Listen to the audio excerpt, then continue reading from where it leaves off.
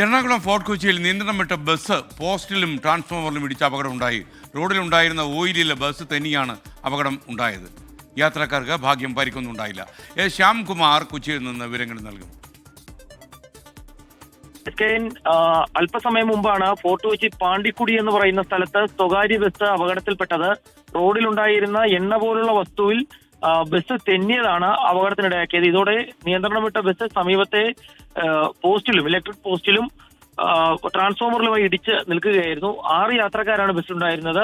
ഭാഗ്യത്തിന് യാത്രക്കാർക്ക് ആർക്കും പരിക്കേറ്റിട്ടില്ല. നിലവിൽ അവിടെ വൈദ്യുതി വിതരണമൊക്കെ തടസ്സപ്പെട്ടിട്ടുണ്ട്.